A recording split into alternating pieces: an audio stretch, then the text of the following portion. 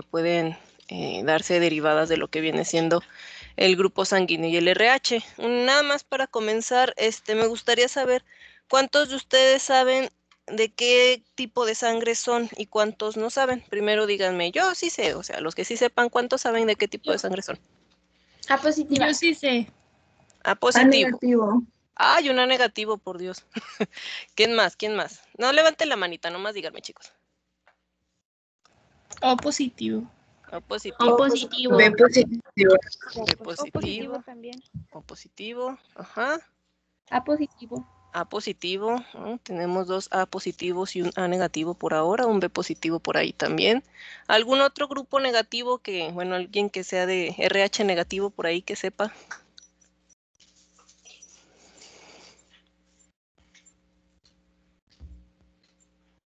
¿No? Bueno, eso es muy común. Vamos a comenzar, chicos. Veo que la mayoría de ustedes saben el grupo sanguíneo al cual pertenecen, lo cual es algo muy bueno, los felicito. Los que no saben, pues les recomiendo que en cuanto tengan oportunidad, que esto hubiera sido una excelente oportunidad para que ustedes supieran cuál es su grupo sanguíneo, se hagan la prueba y ya van a ver por qué. Vamos a hablar al respecto. Al respecto. Un poco de historia. Antes de su descubrimiento en 1900 por el biólogo austriaco, Karl Landstein, las transfusiones de sangre eran procedimientos peligrosos, como la mayoría de los procedimientos clínicos eran cosas peligrosas, que podían devenir en la muerte del paciente sin que los doctores entendieran el porqué. Karl Landsteiner, realizó por primera vez la observación de la existencia de la diferencia entre los eritrocitos humanos. Señaló que los glóbulos rojos poseen en su membrana diferentes macromoléculas con capacidad antigénica. Ese descubrimiento lo hizo él, por eso se le atribuye que él es el que descubre los grupos sanguíneos. Landsteiner clasificó la sangre en 3 grupos, lo que es A, B y 0, que nosotros vamos a conocer o conocemos actualmente como el grupo O. ¿Alguien de ustedes sabe por qué se le dice grupo O y no grupo 0?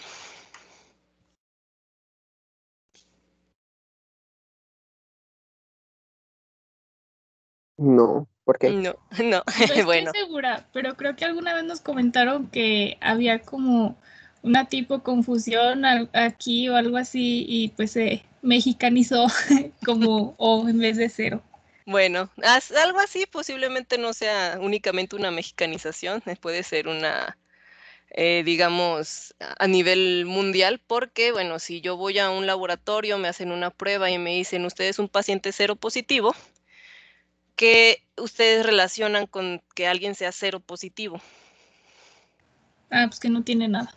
Que no tiene nada, pero hay un tipo de resultado específico al cual nosotros le llamamos seropositivo, que son los enfermos de SIDA o de VIH.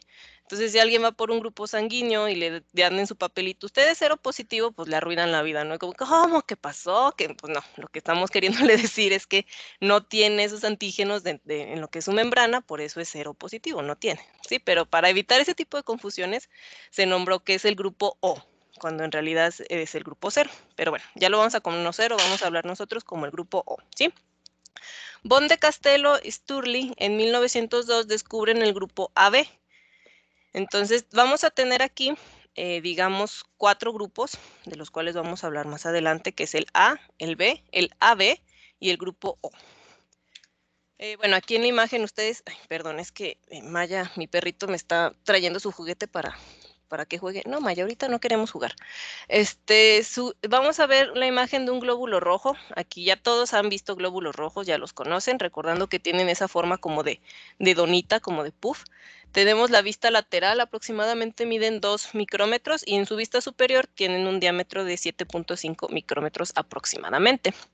No todo en el mundo de lo que viene siendo la hematología o los grupos sanguíneos va a ser el grupo ABO, pero es el más común, es el más utilizado y lo vamos a discutir más adelante. El por qué. También vamos a tener otros sistemas de antígenos eritrocitarios, como son el MNS, el P, el RH, que ese es otro muy común, el Luteran, Kell, Lewis, Duffy, Keith, Diego, Cartwright y XY, Docrombro, y hay muchísimos más. Creo que aproximadamente son entre 21 y 30 los sistemas antigénicos de importancia clínica, pero aquí cabe señalar que los que realmente presentan mayores complicaciones o mayores reacciones van a ser el grupo ABO y el grupo RH. Es por eso que estos son los grupos a los cuales se les da más importancia o de los cuales cuando vamos a donar sangre o nos van a hacer algún tipo de procedimiento quirúrgico o simplemente para saber, porque no sé, puede ocurrir que necesitemos sangre en algún momento, son los que se estudian, el grupo ABO y el grupo RH. De todos los demás, posiblemente hasta ni en un laboratorio clínico, perdón, ustedes encuentren la prueba para saber de qué otro tipo de sistema antigénico pertenecen, sino que únicamente les van a decir, para tu grupo sanguíneo va a ser el ABO y el RH. ¿Por qué vamos a estudiarlo? Bueno, primero vamos a tener la frecuencia, ¿sí? Este grupo, lo que viene siendo el ABO y el RH, está bien distribuido a nivel mundial en toda la población. Va a haber escasos individuos a los cuales no podemos encasillar, encasillar dentro de un grupo ABO y RH. Y son casos muy especiales que vamos a platicar un poquito más adelante. A nivel mundial vamos a tener que el 39%, es decir, 1 de cada 3 individuos son del grupo O positivo. ¿Cuántos de aquí, ahí sí levántenme la manita nada más, cuántos de aquí son O positivo? 7, 6, ahí alguien lo dudó, 10, ok. Tenemos 11 personas, 12. Conmigo seríamos 13. 13 personas de aproximadamente 9, 30, de 34 que estamos aquí. Concuerda, ¿no? Es la tercera parte, por así decirlo. El 34% a nivel mundial van a ser del A positivo. Después viene un 8.5% a nivel mundial de los individuos B positivo, AB positivo 3.5%, O negativo 6.6%, A negativo 6.3%, B negativo 1.5% y AB negativo 1.0%. Entonces, ustedes aquí se pueden dar cuenta que efectivamente los grupos O positivo somos mayoría, les podemos hacer montón a los demás, pero lo que viene siendo el O negativo es el llamado donante universal, es un grupo muy importante, y si ustedes tienen un conocido que sea O negativo, trátenlo muy bien, cuídenlo mucho, porque de verdad son personas que le pueden llegar a salvar la vida a muchos únicamente donando sangre. Dependiendo también de la zona en la que nos encontremos, es decir, geográficamente hablando, va a ser el porcentaje o la frecuencia de cada uno de estos grupos. Para el caso de América Latina, la mayoría, o al menos en México, digámoslo así, la mayoría de las personas vamos a ser O positivos, digamos un 80% de la población, entre un 60 y un 80% de la población. Es decir, nosotros como positivos no vamos a tener ningún problema por escasez de sangre de nuestro grupo. Pero existen otros tipos de grupos sanguíneos, como por ejemplo el AB negativo, que ahí sí la relatividad, tanto en México como en el mundo, pues va a ser muy, muy escasa. Es por eso, otra de las importancias, bueno, ahí pónganle puntito para saber el qué, el por qué o qué tipo de grupo sanguíneo soy, para saber, digamos, qué tan fácil puede ser que yo encuentre donadores o qué tan conveniente es que yo sea bueno, no conveniente, qué tan práctico sería, por así decirlo, que yo sea un donador. Hablemos del grupo ABO entonces. Aquí viene como en un esquema muy simplificado. Está compuesto por los antígenos A, antígeno B y los correspondientes anticuerpos contra estos antígenos. Entonces, esto nos quiere dar a entender que en este sistema vamos a tener 2 antígenos sobre la membrana de lo que viene siendo, o podemos tener de 1 a 2 antígenos o ninguno sobre la membrana de lo que viene siendo el eritrocito. Para los del grupo A, tendremos que tienen el antígeno A sobre la membrana de sus eritrocitos y de algunas otras células. Para el grupo B, las personas pertenecientes a este grupo, tendremos que tienen el antígeno B sobre las membranas de sus células. Y para los del grupo AB es que tienen los 2 antígenos, tanto el A como el B. El grupo O no tiene antígeno sobre su membrana, por eso anteriormente se le llamaba antígeno 0 o grupo 0, porque no tenía ningún tipo de antígeno sobre la membrana. Ahora ya, pues para evitarnos confusiones, le decimos mejor grupo O. Opuesto a lo que sucede con otros sistemas, como por ejemplo el RH, en este sistema la presencia de anticuerpos naturales contra los antígenos A y B en personas no expuestas a estos antígenos causan reacciones adversas, ocasionalmente fatales, luego de la primera transfusión incompatible. ¿Esto qué quiere decir? Yo como persona, en un supuesto, porque yo soy del grupo O, yo como persona del grupo A voy a tener anticuerpos contra el antígeno B. Una persona del antígeno B va a tener anticuerpos contra lo que viene siendo el antígeno A, ¿sí? Estos antígenos se van a generar de manera natural. Vamos a hablar un poquito más adelante de ellos. A diferencia de lo que sucede con el RH, que también lo vamos a hablar más adelante, en ese caso únicamente vamos a tener la formación de los antígenos cuando se haya dado una exposición al mismo. El sistema ABO es de interés en una gran variedad de campos científicos. Además de los 4 grupos sanguíneos, se sabe que existen subgrupos adicionales que exhiben diferentes patrones de aglutinación. Es decir, dentro del grupo A y del grupo B vamos a tener subgrupos, ¿sí? Los antígenos A y B fueron identificados inicialmente sobre la membrana de los eritrocitos y posteriormente sobre la superficie de otros tipos de células, así como de secreciones. Entonces, no únicamente vamos a tener estos antígenos presentes sobre nuestro eritrocito, sino sobre otro tipo de células. Es por eso que cuando se hacen las pruebas para donar órganos, no únicamente se revisa, por ejemplo, el complejo mayor de histocompatibilidad, sino también se revisa, ay, Maya se acaba de dar aquí un santo golpazo en el escritorio, perdón. También se revisa lo que viene siendo el grupo sanguíneo, para que realmente nosotros podamos revisar que la transfusión que se va a realizar o el procedimiento que se va a realizar sea lo mayormente exitoso posible. Sabemos que, bueno, cuando se da una transfusión o un trasplante, pues la persona que lo recibe debe de estar bajo cierto tipo de control de inmunosupresión para evitar que se dé un rechazo.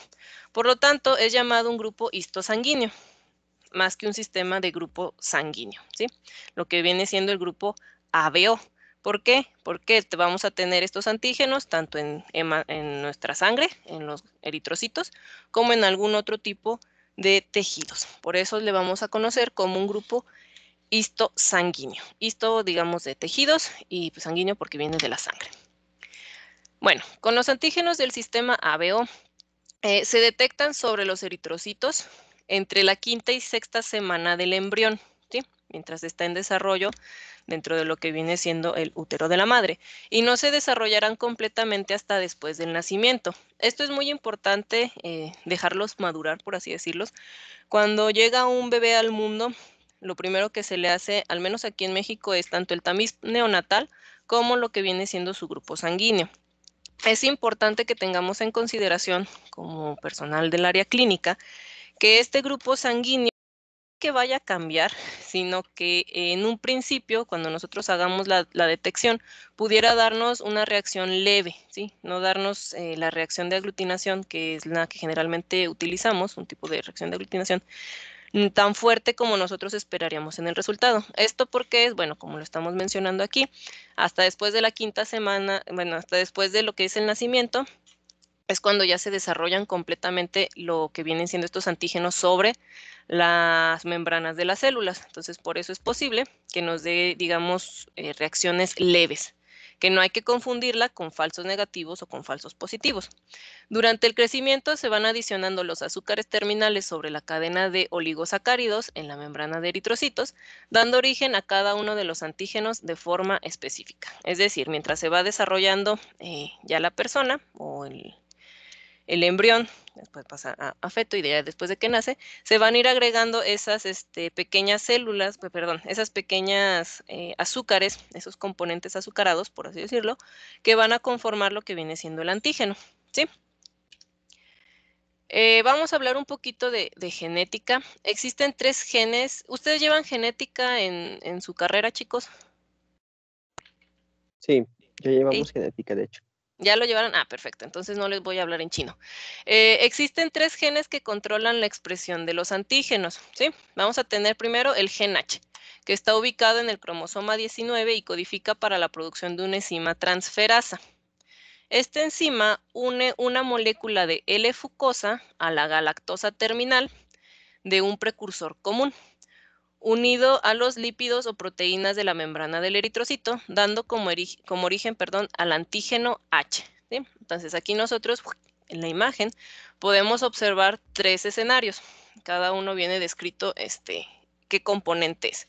El gen H es el encargado de producir la sustancia precursora. Esta sustancia precursora se va a encontrar tanto en los eritrocitos del grupo O, como los eritrocitos del grupo A, como los eritrocitos del grupo B. ¿Sí? Entonces, ese antígeno H está conformado, o todos están conformados, primero están anclados a lo que viene siendo la membrana del eritrocito por una ceramida.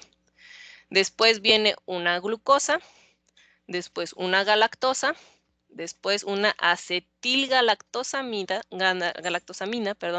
muy importante, hay que diferenciarla.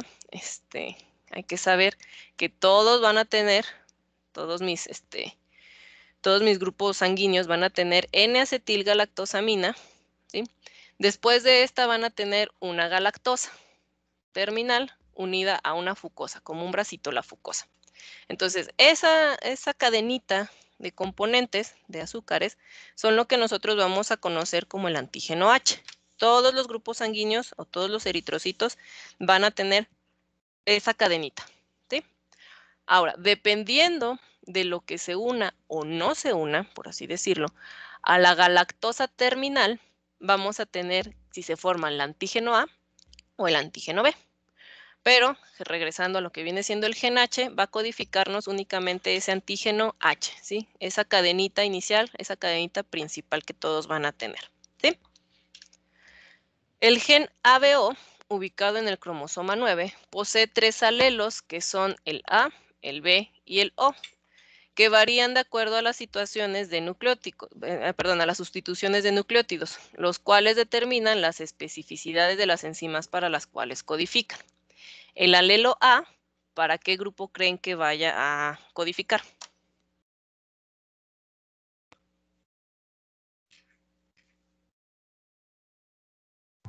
Para el grupo A. Así es. Codifica para la enzima transferasa A, que cataliza la adición de un residuo de N-acetilgalactosamina al antígeno H, ¿sí? Entonces, cuando nosotros tengamos esa N-acetilgalactosamina al término de la cadena, vamos a tener un grupo A. El alelo B codifica para la enzima transferasa B, que cataliza la adición de un residuo de D-galactosa al antígeno H. Entonces, D-galactosa, grupo B. Y el alelo O solo difiere, del alelo A en la deleción de un nucleótido, es decir, una guanina en la posición 261, lo que tiene como consecuencia un cambio en el marco de lectura y la producción de una proteína sin actividad de transferasa. Entonces, si lo vemos en la imagen que tenemos del lado izquierdo, vamos a tener primero la sustancia precursora. Ahí la podemos observar, hasta la galactosa, todo es lo mismo. Para que se dé, digamos, el grupo O, tenemos que tener unida una fucosa a lo que viene siendo esa galactosa terminal. Únicamente esa fucosa. Para el antígeno A, tenemos que tener esa fucosa terminal y una acetilgalactosamina terminal, ¿sí? Para lo que viene siendo el antígeno B o el grupo B, vamos a tener la fucosa y la galactosa. Y para lo que viene siendo el grupo AB, vamos a tener los dos antígenos, con terminal y la acetilgalactosamina para el antígeno A y lo que viene siendo la galactosa para el antígeno B. ¿Sí queda claro?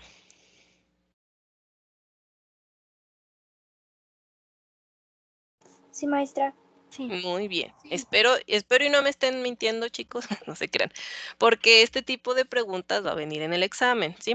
Les puedo yo preguntar, ¿cuál es la azúcar terminal que nos da origen a el grupo B? ¿Ustedes qué me dirían? D-galactosa.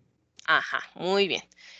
Para que yo considere que tengo un grupo O, ¿qué debo de tener al final de mi sustancia precursora? Una fucosa. Muy bien.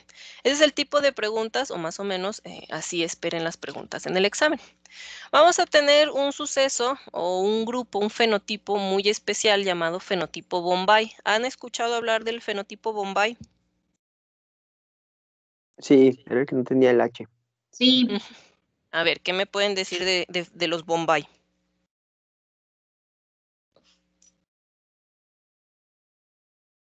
Pues que es algo muy extraño y que las personas que lo padecen, perdón, solo les puede transferir a alguien que tenga el mismo fenotipo. Entonces, cuando alguien, no sé, se desangra y necesita, ahora sí que sangre, tiene que ser del tipo Bombay. Así es. Es un grupo sanguíneo extremadamente raro y solo aparecen 3 personas de cada millón. Aunque en Bombay, obviamente, en lo que viene siendo esa región, dicha proporción aumenta hasta los 100 casos por cada millón. Digo, no es como que una proporción muy esperanzadora, pero pues bueno, hay más que a nivel mundial. Dicho grupo sanguíneo es causado por la mutación recesiva en el gen H que se localiza en el cromosoma 19. Dicha mutación afecta la capacidad celular del individuo de sintetizar correctamente el oligosacárido H, el cual es la base de todos los grupos sanguíneos. Entonces, si nosotros observamos ahí, ¿qué es lo que le falta o qué es lo que diferencia al grupo Bombay del grupo O? Ustedes observen la imagen que está ahí al lado.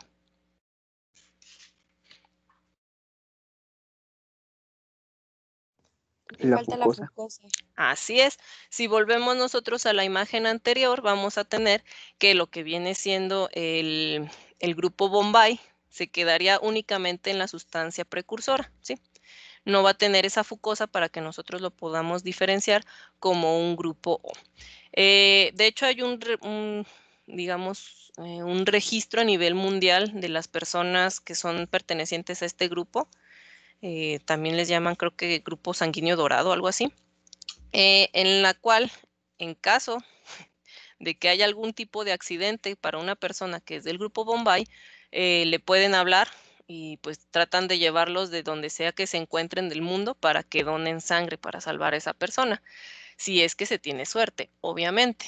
Si es que se sabe que la persona que tuvo el accidente pues es del grupo Bombay. Y pues estas personas sí están como que con más cuidado, sí, hay que tratarlas todavía. Digo, a todo el mundo hay que tratarlo bien, pero pues ellos son como con sangre más especial. Vamos a tener aquí un pequeño diagrama de cómo es que se da la diferenciación de los grupos sanguíneos. Tenemos ahí la sustancia precursora, y vamos a tener 2 vías. En uno tenemos el genotipo HH, H mayúscula, y el otro genotipo H mayúscula, H minúscula. Esto quiere decir que son genotipos que cuando yo tengo una mayúscula y bueno, cuando lo tengo con mayúsculas o cuando lo tengo con minúsculas en genética, ¿qué decimos? ¿Qué es ese gen? Es dominante. Es dominante. Tenemos lo que viene siendo el genotipo dominante, entonces me va a dar la formación o lo que viene siendo la expresión del antígeno H, y ya de ahí, dependiendo de cuál sea lo que estemos codificando, vamos a tener los diferentes antígenos A, B, AB y el antígeno H como tal, cuando tenemos el genotipo OO como dominante. En otro caso, cuando tenemos que es recesivo el genotipo de HH, vamos a quedarnos únicamente en lo que es la sustancia precursora. Podemos tener cualquier genotipo de ABO, pero como únicamente se quedó en la sustancia precursora, vamos a tener un OH en fenotipo, que sería el Bombay, ¿sí? Todos parten de lo mismo. Por eso ahorita que una de sus compañeras comentó que lo padecen, no es una enfermedad como tal, no está considerada una enfermedad. Cuando nosotros decimos que alguien padece de algo, pues nos referimos más que nada a que tiene un proceso de enfermedad. Pues esto es algo que se da, ¿sí? No significa nada, digamos, clínicamente hablando, no tiene ninguna diferenciación más en el momento en el que requieran una transfusión o un trasplante. El gen SE está ubicado también en el cromosoma 19. Recuerdan que les había dicho que íbamos a hablar de 3 genes. Entonces llevamos el gen H, el gen ABO y el último es el gen SE o gen C. Ubicado también en el cromosoma 19, codifica para una enzima que es una fucosina que se expresa en el epitelio de tejidos secretores, por eso se llama SE, incluidas las glándulas salivales y los tractos respiratorios y gastrointestinales, produciendo antígeno H en las secreciones, lo cual a su vez es procesado como antígeno A o B, dependiendo del genotipo ABO del individuo.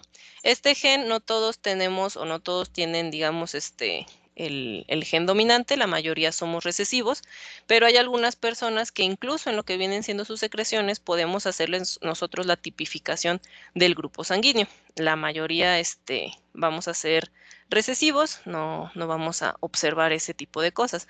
No afecta en absolutamente nada, solo es como una curiosidad, por así decirlo. De hecho, no es que vayamos ahí por la vida y pidamos, quiero una tipificación de grupo sanguíneo. Bueno, puedo utilizar una muestra de saliva. Pudiéramos utilizar una muestra de saliva para hacer la tipificación únicamente si la persona fuera dominante o expresara lo que viene siendo este gen. No se conoce en su totalidad la función de las azúcares que conforman lo que vienen siendo los antígenos, más allá de que forman parte del glucocálix de la célula, ¿sí? Como tal, no se tiene alguna otra función más allá de darle la antigenicidad a lo que vienen siendo nuestros eritrocitos. Entonces, vamos a tener para el grupo sanguíneo A, el azúcar terminal es la acetilgalactosamina, para el grupo B es la galactosa, para el grupo O es la fucosa y para el grupo AB es acetilgalactosamina más fucosa y la galactosa más la fucosa. Obviamente todos tienen fucosa, recordemos que el antígeno H es el que se encarga de pegar esa fucosilla por ahí. ¿Hasta aquí tienen alguna duda, chicos? Maestra, en animales, por ejemplo, tienen otras glucoproteínas en glucocálix de sus eritrocitos. O sea, Así me es. refiero a Sí. No, entonces también puede ser como. Bueno, en el caso de los animales, bueno, aquí vamos a recapitular un poco. Recordemos que en lo que viene siendo clínica humana, pues vamos a hablar de lo que más nos atañe a nosotros, ¿no? Para lo que son los grupos sanguíneos humanos, los que tienen mayor importancia son el ABO. Existen otros muchísimos grupos sanguíneos y de hecho vamos a hablar ahorita de otro que es el RH, que ese no es con azúcares, es con un componente proteico. Para el caso de los animales, dependiendo de la especie, pueden tener sobre sus eritrocitos algún otro tipo de componentes que le den antigenicidad. Para el caso más común, más conocido o con los que tratamos más son perros y gatos, porque son a los que se les pueden realizar, bueno, no que se les pueda, se les realizan comúnmente transfusiones. Para lo que viene siendo los perros, el grupo sanguíneo de mayor importancia es el DA. Existe también muchos otros sistemas, bueno, son 8 sistemas sanguíneos que se tienen los perros, pero el más importante es el DEA. Y para los gatos también, ahorita no me acuerdo bien del nombre, está aquí en la presentación, pero existe un grupo específico que es, también creo que es ABO. Sí, AB, perdón. En el caso de los gatos también es con el grupo AB. No es igual al de los humanos, pero su nomenclatura es muy similar, ¿sí? Eso no quiere decir que me puedan poner a mi sangre de un gato, porque obviamente voy a tener una reacción inmunológica o que a un gato le puedan poner sangre humana. Va a tener ahí una reacción a lo desconocido, ¿sí? Ok, gracias. Bueno, ¿alguna otra duda, chicos?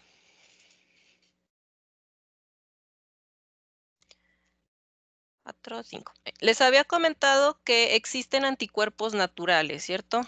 O sea, se forman de manera natural, más allá de lo que tenemos nosotros en entendido, que bueno, tenemos que tener ese contacto con el antígeno para que se dé la formación con lo que viene siendo, para que se dé la formación del anticuerpo. En el caso del grupo ABO, estos anticuerpos de forma natural son preferentemente del tipo IgM. ¿Cómo se forman o por qué se forman? Se forman derivado, o se tiene esa teoría, de que derivado de las, de las bacterias que tenemos en nuestro gastrointestinal, en nuestra parte del intestino, producen ciertas azúcares, digamos estas bacteriecillas, que son reconocidas y son capaces o que generan la formación de anticuerpos. Entonces, para que nosotros podamos tener esos anticuerpos circulantes en lo que viene siendo nuestro suero, debe de estar ya bien desarrollada o bien formada lo que es la flora, la biota intestinal. Entonces, teniendo esto en consideración, a un recién nacido, ¿ustedes creen que le pudieran detectar estos anticuerpos en suero? Pues no. No. Es por esto que existen dos tipos de identificaciones de lo que viene siendo los grupos sanguíneos, uno que es la identificación globular y otra que es la la identificación sérica, por así decirlo. A lo que son los bebés, pues únicamente se le haría la globular porque no tiene sentido que yo le haga la determinación sérica, siendo que me puede dar negativa, todavía no tiene el suficiente contacto con esas azúcares de las bacteriecillas y no va a producir los anticuerpos que yo quiero observar, ¿sí? Aparecen de los 4 a los 6 meses de edad, hay que esperar ese tiempo, por así decirlo, a consideración del estado inmunológico del paciente, ¿sí? ¿Eso qué quiere decir? Conforme el estado del paciente, como en muchas cosas aquí en inmunología, va a depender de la edad de la persona. Hay algunas personas que ya se encuentran en edades avanzadas, es decir, ancianos, que ya no tienen la producción, digamos, de estos anticuerpos o baja la cantidad de estos anticuerpos que están circulantes en sangre. Entonces, se ve disminuido si yo trato de determinar, digamos, estos anticuerpos de manera sérica, pues voy a ver, a lo mejor el resultado no me va a cuadrar, voy a decir, ¿por qué no me está dando el resultado que me da globularmente? Asimismo, pues con las personas inmunosuprimidas, ¿sí? Vamos a tener aquí un pequeño diagrama, este es como que de base, el que nos va a ayudar a resolver muchas dudas. Tenemos por un lado, en lo que vienen siendo las filas, el eritrocito, anticuerpos en plasma sanguíneo y los antígenos del eritrocito. Y en lo que vienen siendo las columnas, los grupos a los cuales vamos a pertenecer. Entonces, si yo les pregunto, en el grupo B, ¿qué anticuerpos en plasma sanguíneo vamos a tener? ¿Ustedes qué me van a contestar? Antía. Antía. Así es.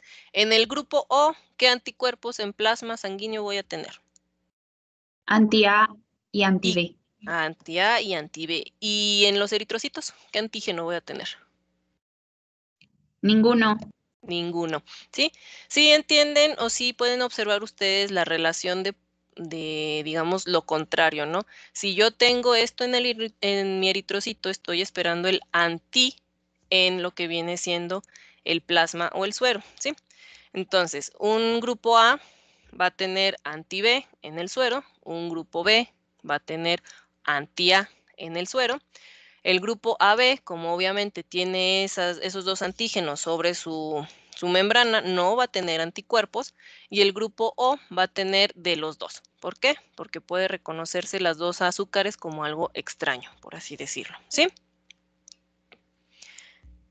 ¿Quedó claro? Sí. Yo les había comentado que existen algunos subgrupos, tanto en el grupo A como en el grupo B. Bueno, aquí se los voy a presentar. No están en orden por capacidad antigénica, todos tienen la misma capacidad antigénica, por así decirlo. El que va a presentar más subgrupos es el grupo A, que es A1, A2, A3, AX, AL, AENZ, AM y AY, ¿sí? Subgrupos del B vamos a tener 3, X, M y L. Aquí hay algo muy importante. En México como tal, ¿alguno de ustedes ha trabajado en banco sanguíneo o en algún laboratorio o, por ejemplo, los que son del grupo A, saben a qué subgrupo pertenecen?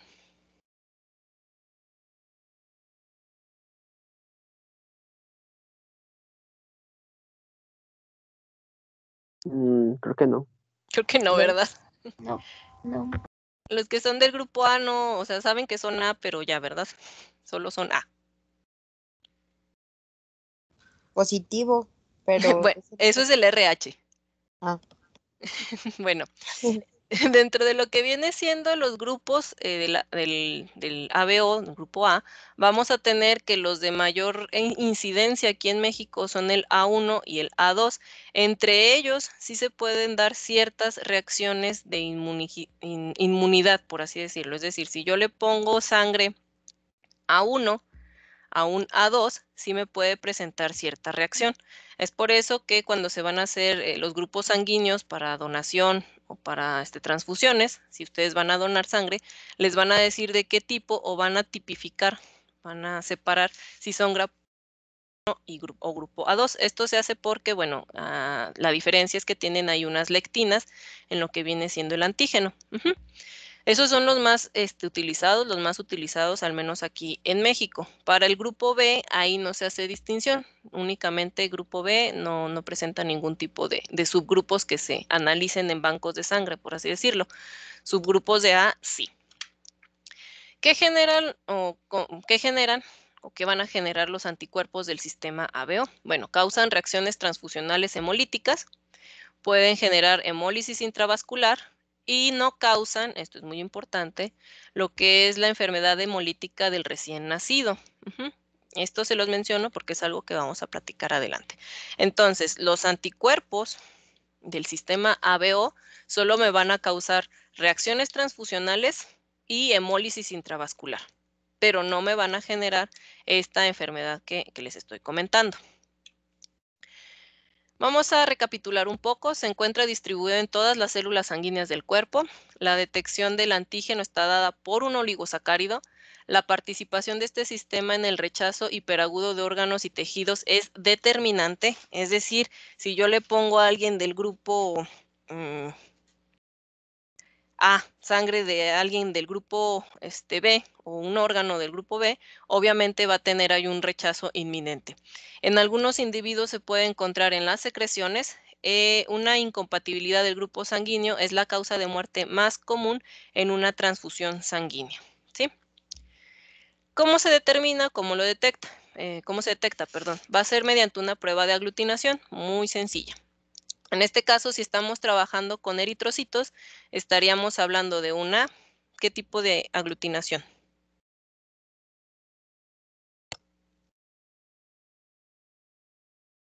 Hemoaglutinación. De una hemaglutinación. Las pruebas para la clasificación sanguínea de rutina se basan en la técnica de hemaglutinación. Se utilizan reactivos comerciales que contienen anticuerpos específicos para cada antígeno que se mezclan con la sangre a clasificar. ¿Sí? Se puede realizar por dos maneras o dos vías. Lo que viene siendo la determinación celular, es decir, que yo utilice los eritrocitos y un antisuero tipificador, que es un reactivo monoclonal que se produjo en líneas celulares, o sea, se exponen estas líneas celulares para que produzcan estos anticuerpos de manera monoclonal, únicamente anti-A, anti-B, ¿sí? Que yo los tenga y yo pueda aglutinar esos eritrocitos y saber de qué grupo sanguíneo son.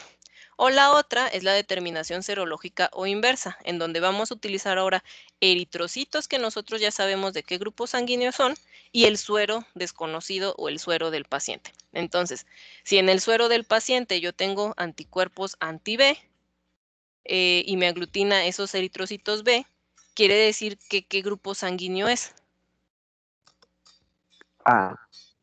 Así es. A menos de que no haya realizado las dos pruebas, también podría decir, pues es uno, me queda la duda, ¿no? Tengo que realizar, obviamente, todo el panel para saber a ciencia cierta qué grupo sanguíneo es. La tipificación globular generalmente la vamos a realizar en placa, ¿sí? Una placa de porcelana blanca, con fondo curvo para que nosotros podamos observar bien lo que viene siendo la aglutinación. Y se van a utilizar estos reactivos monoclonales que yo les comentaba. El color del reactivo es meramente para identificación, ¿sí? No tiene nada que ver con es que siempre que yo produzca un anti-B, tiene que ser el reactivo amarillo. Si no, ya es como un estándar que se hace para que sea más fácil su aplicación y reconocimiento a nivel estandarizado, bueno, a nivel, digamos, mundial, ¿sí? No conozco que en algún país sean de otro color, siempre los he visto de los mismos colores en todas las imágenes. Vamos a identificar que el anti-A es azul, anti-B es amarillito, y el anti-AB, que casi en ningún laboratorio utilizan, porque pues no tiene mucho sentido si tengo los otros dos, es transparente. Entonces, aquí en esta plaquita de abajo, o en esta imagen que está en la parte de abajo, tenemos 4 pacientes, ¿sí? En la hilera de arriba se colocó el anti-A y en la hilera de abajo se colocó el anti-B. Quiero que me digan ustedes, de izquierda a derecha, qué grupo ABO pertenece cada uno de estos pacientes.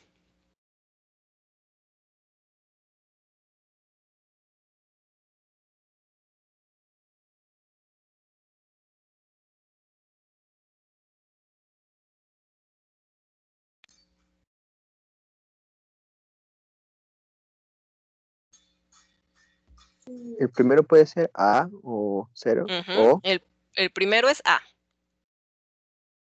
Muy bien, ¿por qué? Porque aglutinó con el anti-A. El siguiente,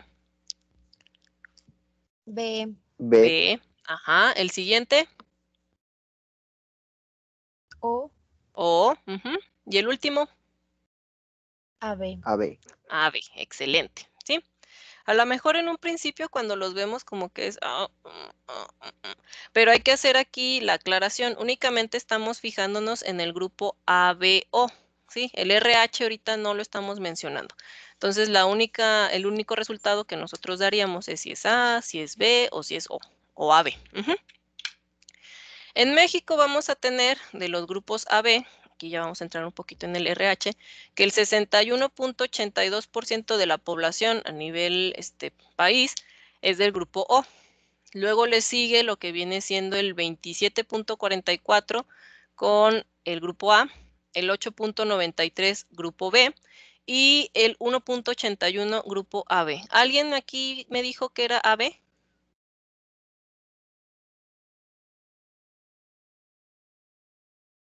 Yo soy AB. Dígalo con orgullo, es AB el compañero. Entonces, aquí podemos hacer de hecho, entre nosotros en el grupo, digamos, podríamos hacer esta estadística, ¿no? Sabiendo cuál es el grupo sanguíneo de cada uno de ustedes pueden sacar el porcentaje de la población, ¿sí? Y ya después escalarlo un poco. La mayoría vamos a hacer O. Ya escuché que si hay al menos 3 que comentaron ser A, al menos uno que comentó ser B y hay uno que es AB, ¿sí? En cuanto al grupo RH en la población mexicana, la mayoría, es decir, el 95.58% de las personas, vamos a ser RH positivo o RHD, que sería dominante, de dominante, por así decirlo, sería RH positivo. Y el 4.42% sería RH negativo. De aquí, levántenme la manita. ¿Cuántos de ustedes son RHs negativos? Tenemos uno. Y nos quedamos en uno. ¿Se fijan la proporción? Es aquí obviamente tendríamos que sacar a cuántas personas equivale el 4%, pero digamos que la proporción es muy baja, ¿no? Generalmente en México, o así se puede observar, vamos a tener mayores casos o mayor predominancia de lo que viene siendo el RH positivo. Vamos a hablar de lo que es el factor RH o grupo RH, ¿sí? Lo descubre Phillips, Levine y C. Stetson en el 39, recordando que los grupos ABO fueron en 1900, al correlacionarlo con la eritroblastosis fetal, ¿sí? En lo que viene siendo el grupo, el factor RH, lo que vamos a tener sobre la membrana del eritrocito son proteínas, a diferencia del grupo ABO, que son oligosacáridos. Entonces, vamos a tener dos grupos, el RH positivo y el RH negativo. Recordando un poquito, de inmunogenicidad o antigenicidad, ¿qué tipo de componente es más inmunogénico? ¿Una proteína o un azúcar?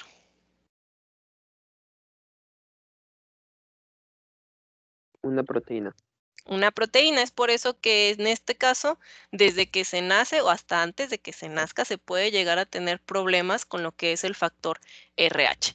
Para el caso de las personas RH positivas, pues van a tener esta proteína, que son aglutininas.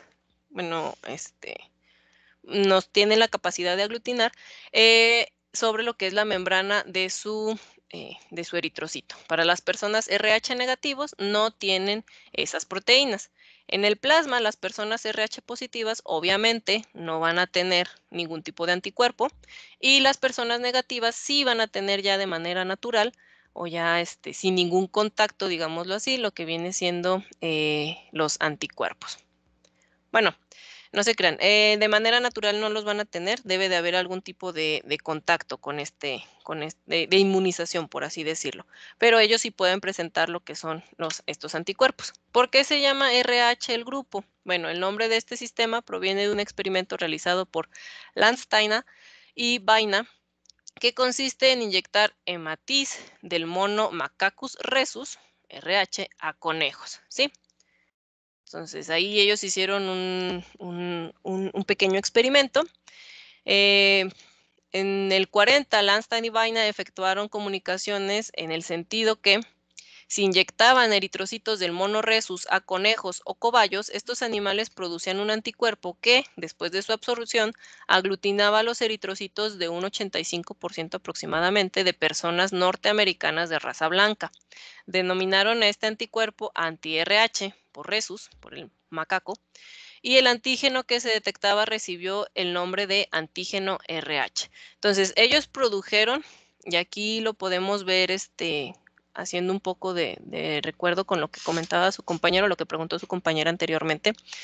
Este fue un anticuerpo que se generó en otra especie animal que no está muy separada de lo que viene, bueno, filogenéticamente hablando, de lo que viene siendo el ser humano, ¿sí? Comparten ciertos rasgos.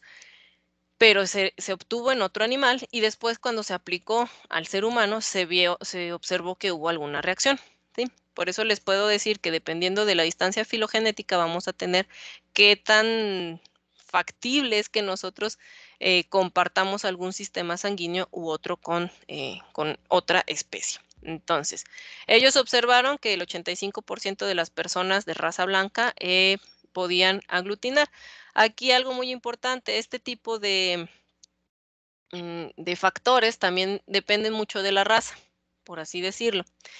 Hay algunas razas humanas, hablándolo, digamos, de una manera biológica, sin tanto detenimiento por los sentimientos de que alguien se pueda sentir ofendido, que tienen mayor persistencia o prevalencia de lo que es un factor RH positivo y algunas que tienen mayor prevalencia de lo que es un factor RH negativo. Poco antes de esto, Levine y Stetson habían encontrado un anticuerpo en el suero de una mujer del grupo O, ¿sí? Del grupo ABO, que antes no había sido transfundida. Es muy importante. A esa mujer no le habían puesto transfusión sanguínea, pero presentó una reacción después de recibir una transfusión de sangre del grupo O de su marido. Los dos eran del grupo O, ¿sí?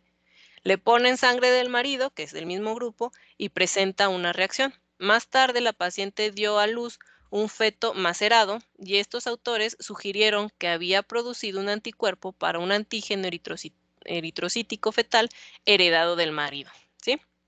Entonces, por esto ellos observaron o ellos empezaron a estudiar qué es lo que sucedía. La eritroblastosis fetal es una enfermedad, digamos, o un problema común entre lo que vienen siendo las mujeres que pertenecen al grupo RH negativo. ¿Qué es el grupo RH? Es una proteína integral de la membrana de los glóbulos rojos. Son RH positivos aquellas personas que presentan dicha proteína en sus eritrocitos y RH negativos quienes no tienen esa proteína.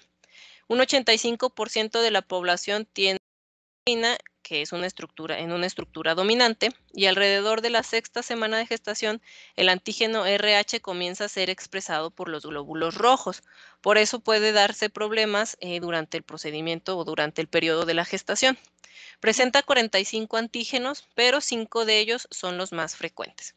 El D, C y E mayúscula y el C y E minúscula. Que estos son los que ya cuando hacemos un panel extendido para determinar el factor RH de una persona, son los que se estudian. Generalmente, cuando nos hacen las pruebas rápidas en los laboratorios o las que nos han hecho a todo mundo, por ejemplo, cuando ustedes entraron a la universidad, les hicieron examen médico, ¿cierto?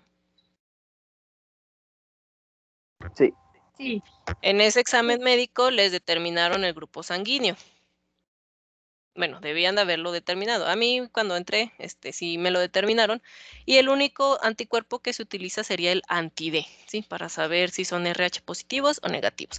Ya cuando se necesitan procedimientos más a fondo, como por ejemplo para una transfusión, sí debemos de saber de esos otros 5 antígenos, perdón, cuáles son los que presenta el paciente.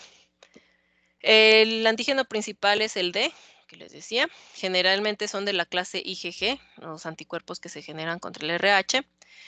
Y los anticuerpos anti-RH son de gran importancia médica. ¿Por qué? Porque son responsables de lo que viene siendo la enfermedad hemolítica del recién nacido o la eritroblastosis fetal y la reacción hemolítica, ¿sí? Estos sí generan o son muy propensos a generar reacciones hemolíticas. Vamos a hablar un poquito de esta enfermedad. Las implicaciones, bueno, los antígenos del sistema ABO son del tipo IgM, ¿cierto? Eso ya lo habíamos comentado, por lo que no van a atravesar la barrera placentaria y no pueden causar eritroblastosis. Esto es muy importante, debido a la conformación o a la fisiología, digamos, de lo que viene siendo la placenta, no va a permitir que pasen los anticuerpos del tipo IgM. En el caso del factor RH, las aglutininas son del tipo IgG, por lo que sí pueden atravesar dicha barrera. Y si nosotros tenemos ahí, tenemos en la imagen, tenemos anticuerpos maternos contra el antígeno RH y glóbulos rojos fetales que llevan el antígeno RH. Entonces, en una primera instancia, tenemos un primer embarazo de una mujer RH negativa. Los glóbulos rojos del feto pasan a la circulación de la madre y estimulan la producción de anticuerpos.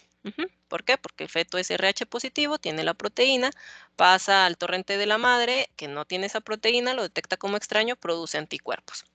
En el primer embarazo puede no haber complicación. ¿Por qué? Porque se va a dar esa inmunización, digamos, en primera instancia. Se da la generación de los anticuerpos. Pero en un segundo embarazo de esa madre RH negativo, donde el producto sea RH positivo, como ya tenemos esos anticuerpos formados, pueden pasar a la circulación del feto y reaccionar con los glóbulos rojos fetales destruyéndolos, ¿sí? Esa es la eritroblastosis fetal. Se van a empezar a destruir los eritrocitos del feto debido a los anticuerpos de la madre. También a este procedimiento de la generación de los anticuerpos en la madre le vamos a llamar isoinmunización materna o transferencia de anticuerpos anti-RH del feto. Nuevamente, ¿cómo se puede dar? Tenemos, por ejemplo, en primera instancia a un padre RH positivo y a una madre RH negativa, ¿sí? La madre debe de ser RH negativa. Obviamente, si el padre es RH negativo, no va a haber ningún problema. Si es RH positivo, bueno, en el primer embarazo se puede dar que el producto sea RH positivo, se genera la producción de anticuerpos que quedan en la circulación de la madre. Si se da un segundo embarazo y el producto nuevamente es RH positivo, va a suceder que en la sangre de la madre se va a dar el paso placentario de lo que vienen siendo estos anticuerpos anti-RH, ¿sí? Y estos anticuerpos van a empezar a tronar lo que viene siendo los eritrocitos del producto, ¿sí?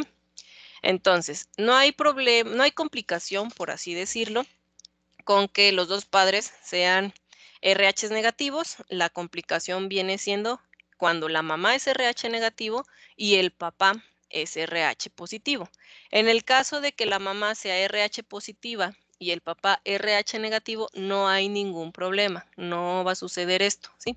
¿Por qué? Porque no se va a dar esa formación de lo que vienen siendo los anticuerpos.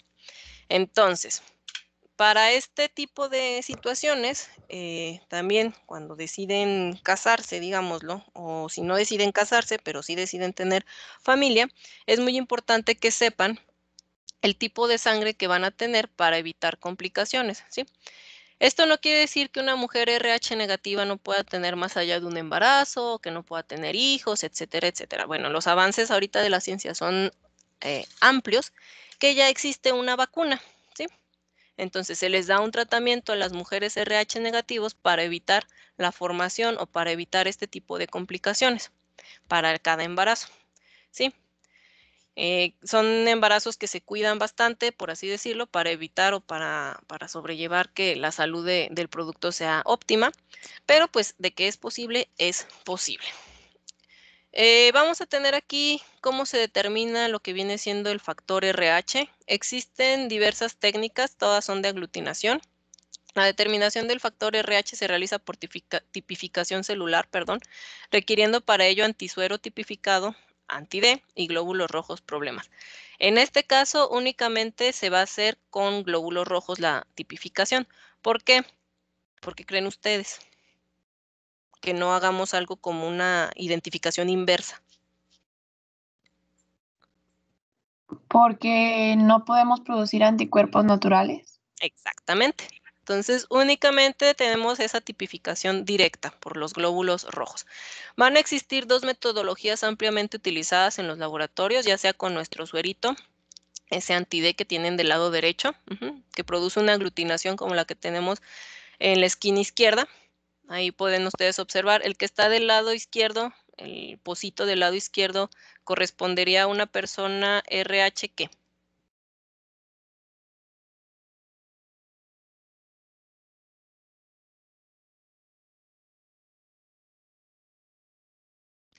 ¿Positivo?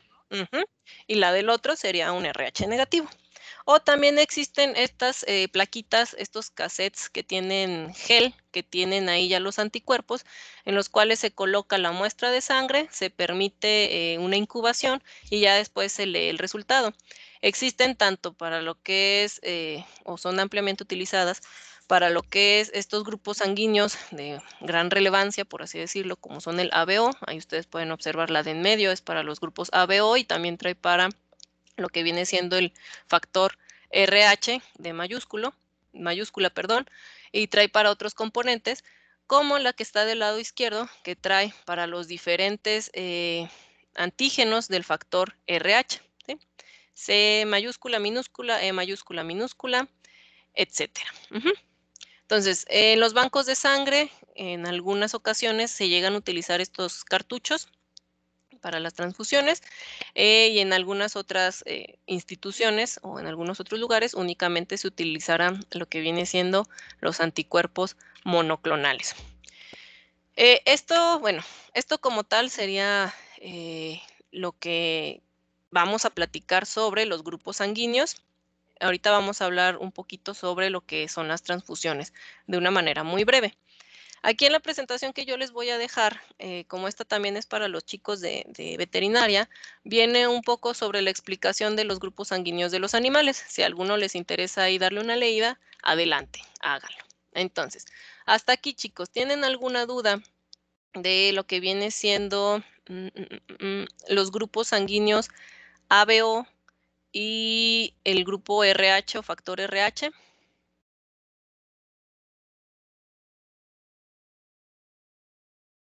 No, todo bien, maestra. Todo bien. Todo bien. Todo bien, excelente. Entonces, ahora vamos a hablar un poquito sobre lo que son las pruebas de transfusión sanguínea. Nada más déjenme encontrar la presentación. Ay, ¿cómo le puse?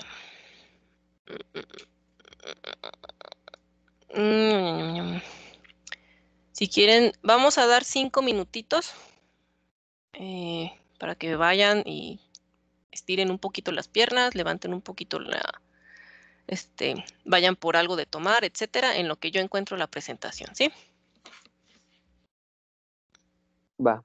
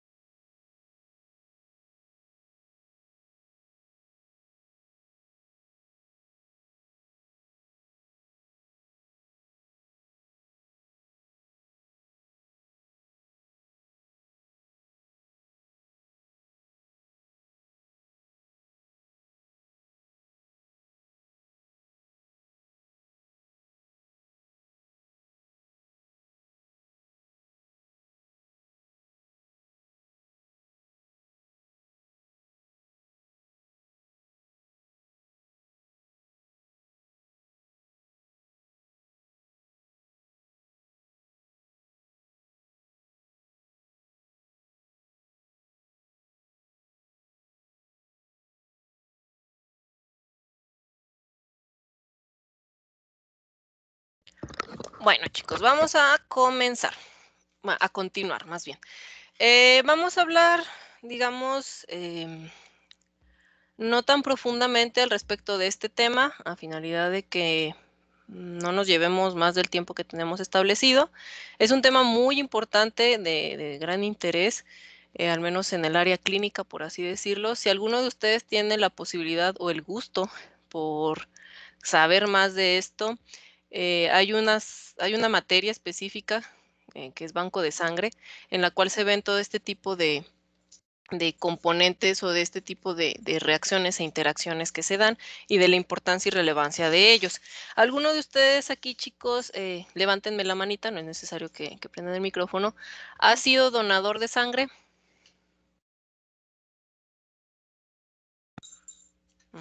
Uno, dos, tres donadores de sangre. ¿Alguien más ha donado sangre alguna vez? De esas tres personas que me levantaron la manita, ¿su donación fue altruista o fue porque les pidieron la donación?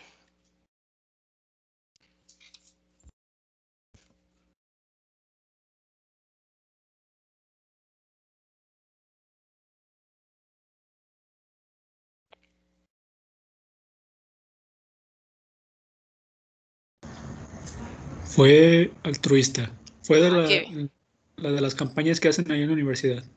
excelente. Felicidades, compañero. Las otras dos personitas que levantaron la manita.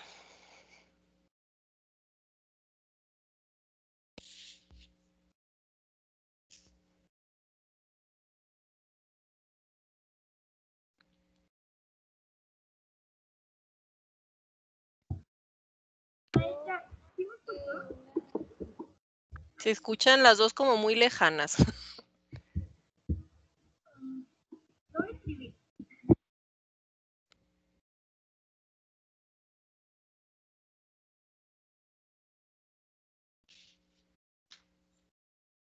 Bueno, en lo que su compañera nos escribe su experiencia, la pregunta del por qué, yo porque una amiga lo necesitaba. Generalmente la donación, cuando nosotros nos ponemos en ese papel de donante, es porque algún familiar, algún amigo, alguien cercano necesita de la sangre, no tanto como, por ejemplo, en el caso del compañero, hubo una campaña de donación o asimismo uno tomó esa decisión personal de levantarse temprano, ir al banco de sangre a donar la sangre, ¿sí?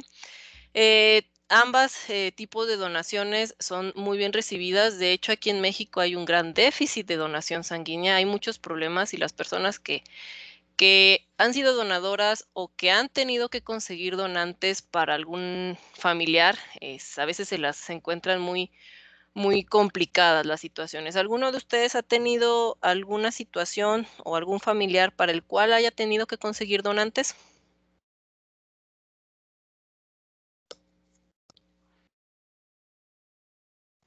Sí, Yo sí, maestra. maestra. ¿Y cómo les fue con eso? Mal. Fue muy difícil. Muy difícil, mal y fue muy difícil. No hay como experiencias alegres al respecto, ¿verdad? Vamos a hablar un poquito, ya que entremos en tema, de por qué o derivado a qué se da esa dificultad de encontrar donantes. Y una vez que encontramos a alguien dispuesto a donar, ¿por qué puede ser que no sea candidato a donación? Entrando un poco en historia, tenemos que el procedimiento de las pruebas cruzadas ha evolucionado, como la mayoría de los procedimientos, a través del tiempo. Desde 1818, año en el que James Bondell, un ginecobstetra inglés, efectuó la primera transfusión de sangre humana en un paciente para tratar una hemorragia postparto.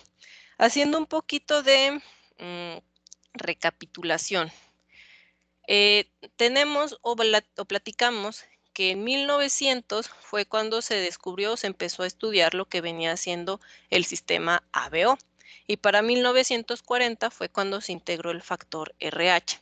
Si nosotros tenemos que los primeros procedimientos de transfusión sanguínea comenzaron en 1818, ¿ustedes cuál creen que haya sido la tasa o el porcentaje de transfusiones exitosas en ese periodo de aproximadamente serían 82 años antes de la detección del sistema ABO. De un sexto. Un sexto, o sea, de cada 6 que hacían, una funcionaba. ¿Alguien más?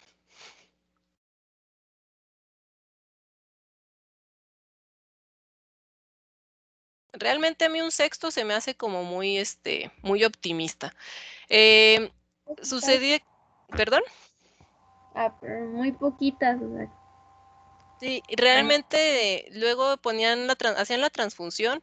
En primera no se tenían todos los perdón, los cuidados, de esterilidad en las cuales se deben de efectuar, las condiciones de esterilidad en las cuales se deben de efectuar este tipo de procedimientos, lo cual podía generar que a la persona o muriera por una reacción a la transfusión o muriera por una sepsis. Entonces no había como que para dónde irse, la verdad. Pero bueno, a partir de que se empezó a estudiar este tipo de situaciones, pues empezó a mejorar el éxito, la tasa de éxito de estos procedimientos. En 1907, Ecton sugirió que para la seguridad de la transfusión debían de realizarse las pruebas cruzadas entre los donadores y los pacientes para excluir las mezclas incompatibles. Robert Ottenberg efectuó la primera transfusión sanguínea usando grupo sanguíneo y pruebas cruzadas en Nueva York. Es decir, pasaron casi 100 años desde la primera transfusión sanguínea hasta que se hicieron pruebas para determinar si era factible o no hacer una transfusión sanguínea. En 1939, en el 40, bueno, esto es algo que ya hablamos con anterioridad, se dio la determinación o el descubrimiento de lo que es el sistema sanguíneo RH y rápidamente se le reconoció como la causa de la mayoría de los casos de la enfermedad hemolítica del recién nacido. El sistema del grupo RH toma su lugar después del grupo ABO como uno de los más importantes en el campo de la transfusión sanguínea. Y esto es debido a las reacciones inmunológicas tan importantes que se generan cuando existe una incompatibilidad con estos sistemas. En el contexto clínico actual, el soporte transfusional se ha convertido en una práctica cotidiana, ¿sí? Les digo, ya existe un área específica, banco de sangre, en la cual se estudian este tipo de interacciones. Con cierta frecuencia, los clínicos se enfrentan a pacientes con pruebas de compatibilidad positivas, así como a otros con anemia hemolítica autoinmune, quienes constituyen retos terapéuticos que deben de ser resueltos apropiadamente y con celeridad, tomando la decisión más acertada que disminuya los riesgos para el paciente.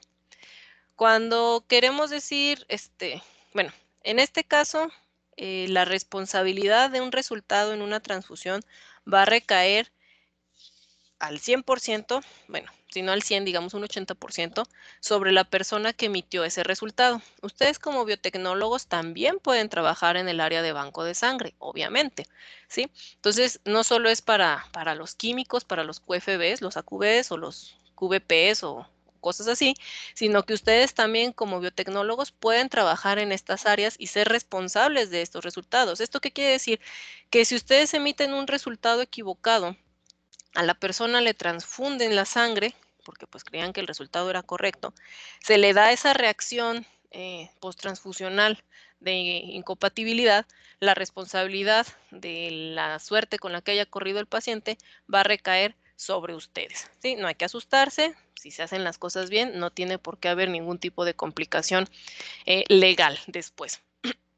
El alto número de transfusiones que se realizan en la actualidad lleva a la presentación de problemas de compatibilidad entre las muestras del donante y el receptor.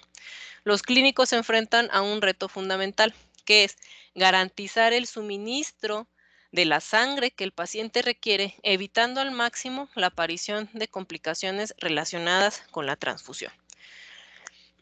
Perdón.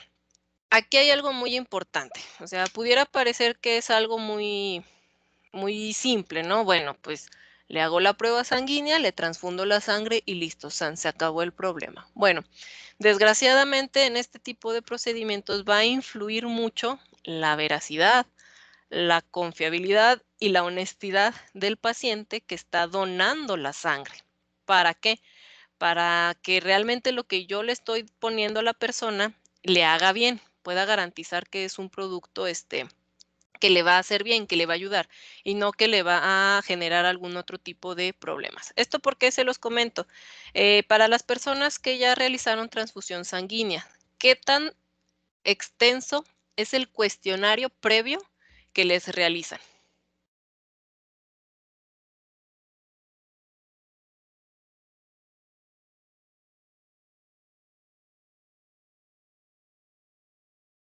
Sí, es muy largo. Te preguntan si tienes tatuajes y de todo te preguntan. Casi que les preguntan que hasta qué comieron el día anterior, ¿no? Si han consumido medicamentos, si han consumido bebidas alcohólicas, si son mujeres multíparas, si han tenido múltiples parejas sexuales en un periodo de 6 a 1 año, si se han realizado tatuajes, si se han realizado perforaciones, si han tenido ciertas enfermedades, si han viajado a ciertos lugares, si se han puesto ciertas vacunas, en qué condiciones o en qué tipo de lugar viven, podría ser también otro tipo de preguntas que les hacen. ¿Qué más? Si han recibido algún tipo de tratamiento de inmunosupresión, si han recibido transfusiones, etcétera, etcétera, etcétera. El cuestionario es muy, muy extenso. Entonces, si nosotros le ponemos un cuestionario extenso que va a segregar, o sea, va a separar a gran porcentaje de la población, es muy común que la población, cuando se encuentra en una situación de que es que tengo que llevar pacientes, o sea, tengo que conseguir esos 10 donadores, esos 5 donadores que me están pidiendo. Se da a veces, espero no se les llegue a presentar la situación, se dan los casos de personas que pagan. En México no está permitido vender la sangre, por así decirlo, que pagan por conseguir gente que done. Desgraciadamente, cuando uno paga por algo, pues en cuestiones biológicas, en cuestión de sangre, pues no te estás asegurando de que esa persona te esté diciendo toda la verdad. Por eso en México no está permitida la venta de sangre. Una cosa es esa de que, bueno, te pago, no sé, 1,000 pesos porque vayas y dones, ¿no? Y me traigas el comprobante. Otros es de que, no, sí, yo voy, no pasa nada, yo le echo mentiras ahí al médico para que, para que pueda donar. Obviamente, ¿ustedes creen que ese tipo de pacientes son recomendables a ser candidatos para donadores? No, No. Y llegan mucho. Bueno, yo hice mi servicio en lo que es el CETS, el Centro Estatal de Transfusión Sanguínea, y nos llegaban personas. Bueno, a mí no me tocaba hacer la entrevista, obviamente, ya nos tocaba hacer la parte clínica, pero podías revisar tú ahí, porque luego te daban resultados extraños, ¿no? De que, "Chis, ¿por qué le salió esto? A ver, vamos a revisar la historia clínica del paciente". Y mienten, mienten bastante con tal de que puedan obtener ese comprobante de donación. Obviamente, ya que se obtienen los resultados en el laboratorio, en el banco de sangre, de que una sangre pues no es transfundible, aunque hayan mentido en el cuestionario, pues esa sangre se desecha, ¿no? Pero bueno, ya se obtuvo el comprobante de donación. ¿Por qué se desecha? Porque, bueno, lo que queremos es garantizar que el producto que nosotros le estamos poniendo a la persona le genere bien, no le genere un daño después. Por eso es la importancia de la historia clínica. Es indispensable contar con una historia clínica completa antes de ordenar la transfusión de algún producto sanguíneo. Es necesario documentar episodios previos de transfusiones recibidas por el paciente durante la presente o pasadas enfermedades, procedimientos quirúrgicos, advertencias, advertir si ha existido alguna complicación y el resultado de esas transfusiones anteriores. Y es importante tener en cuenta que la transfusión es solo una parte del tratamiento y no una terapia definitiva por sí misma, ¿sí? Es solo una parte que va a completar un tratamiento. No porque a mí me pongan la transfusión quiere decir que yo ya me voy a aliviar de esa enfermedad por la cual me debieron de transfundir. A menos que la situación clínica sea urgente, siempre debe de llevarse a cabo las pruebas cruzadas antes de que la sangre total o el paquete de glóbulos rojos sean entregados para su transfusión. Las pruebas deben practicarse en todas las unidades de sangre y o componentes que contengan glóbulos rojos. Vamos a tener la identificación y obtención de las muestras del receptor. Se hace la determinación del grupo sanguíneo para ambos, es decir, grupo ABO y grupo RH. Si se hace la detección de anticuerpos irregulares, o si se da esa detección de anticuerpos irregulares, se tiene que hacer un semipanel. Vamos a hablar de eso un poquito más adelante. Se selecciona la unidad del mismo grupo compatible, es decir, vamos a buscar grupo que sea del sistema ABO compatible y que el RH pueda ser transfundible, ¿sí? Que no me vaya a generar un tipo de reacción. La prueba cruzada, si tenemos que es incompatible, es decir, no se puede transfundir, hubo una reacción ahí, se estudia. Si son compatibles, se envía la unidad para su transfusión. En México no sustituyen a las pruebas cruzadas, solo las complementan de acuerdo al criterio del banco de sangre. Esto es referente a la detección de anticuerpos irregulares, ¿sí? En México todo aquello que vaya a ser transfundido se le va a hacer su cruce de sangre. ¿A qué nos referimos con situación clínica urgente? Paciente que llega, por ejemplo, al área de urgencias, obviamente, paciente de choque, que ha perdido mucha cantidad de sangre, que está a punto del choque hipovolémico, perdón, se determina el grupo sanguíneo de la persona y se manda a pedir al banco de sangre unidades de ese grupo sanguíneo, sin hacer lo que viene siendo la prueba cruzada, solo en cuestiones urgentes, así de que tenemos que ponerle ya porque ya, no podemos esperarnos, digamos, a lo que viene siendo el resultado. Obviamente, pues no pasa en todos los pacientes y la responsabilidad en este tipo de procedimientos, pues ya recae sobre el médico que toma la decisión de hacerlo de manera urgente. Es importante señalar que incluso si los resultados de las pruebas cruzadas son compatibles, es decir, que no se dé ningún tipo de reacción, estas tienen sus limitaciones, como el hecho de que no garantizan la sobrevida normal de los eritrocitos transfundidos, ni tampoco evitan la inmunización del receptor y no detectan los potenciales errores humanos, ¿sí? Es posible considerar que la única transfusión exenta de la posibilidad de provocar inmunización es la autotransfusión o bien la transfusión que se efectúa entre gemelos idénticos. ¿De aquí alguno de ustedes tiene un gemelo idéntico?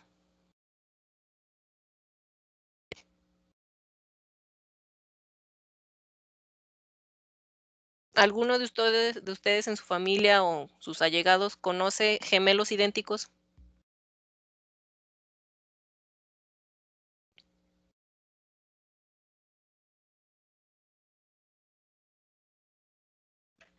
Creo que no. Creo que Nadie. no. Sí, bueno, mis tíos son gemelos idénticos. Ah, mire, ahí tiene el genecillo. ¿Tíos por parte de su madre o de su padre? No, de mi papá. Ah, entonces no, lo siento. Ah, chale. Se me había emocionado. Sí, es más probable que haya este historial de gemelos en las familias cuando son por parte de la madre, por cuestiones de genética, de cómo se pasan, digamos, esos genecillos o esas posibilidades. Es muy baja la población de gemelos idénticos en México. Yo conozco nada más un caso de todas las personas con las que he tratado. Bueno, no un caso, sino un par de gemelos idénticos. Cuates, eso sí, puede haber muchos, pero para que puedan transfundirse o puedan donarse, digamos, bueno, que se puedan hacer, ay, se me fue la palabra, trasplantes de órganos o de algún otro tipo de tejidos sin que fuera a haber algún tipo de complicación después, tienen que ser así, idénticos, ¿sí? De esos que era un solo óvulo, se separó y salieron dos personitas. O si no, lo otro que tenemos en cuanto a lo que viene siendo sangre, a transfusiones, es la autotransfusión. Esto se aplica en algunos procedimientos, por ejemplo, les van a realizar una operación en las cuales les piden o les solicitan que tengan como un respaldo de sangre, ¿sí? Por si llega a haber algún tipo de hemorragia leve. Les dicen, bueno, va a ir a donar sangre para sí mismo, va a ser una autodonación, unos 3 días antes de su procedimiento, para que ya tengamos la sangre separada, su unidad transfusional, lista para el día que va a ser su operación, ¿sí? Obviamente, pues como son productos biológicos, son perecederos, tienen cierto tiempo de sobrevida o tiempo de vida de anaquel que se tiene que tener en consideración para este tipo de autodonaciones. Vamos a tener aquí nuevamente el esquema de lo que viene siendo los antígenos del sistema ABO. Yo sé que ustedes ya se los aprendieron así de memoria, ya no hay necesidad de que... Dime. Bueno, Pero bueno, quería preguntarle un poco de lo que estaba comentando un poquito antes de cambiar a esta diapositiva, de si fuera una autodonación, pues no sería medio loco, o sea, pues le quitan y luego le ponen lo que le quitaron. Puede ser medio loco, sí, pero lo que nos quitan no, bueno, lo que nos quitan, se oye muy drástico, ¿no? Lo que nos extraen, por así decirlo, no es un volumen que sea como de si ya, o sea, me puedo llegar a desmayar o a morir por eso. Es el 10% del peso, digamos. Lo que nosotros donamos generalmente son entre 400 y 500 mililitros, ¿sí? De sangre completa. Entonces, ya de ahí se separan algunos otros productos.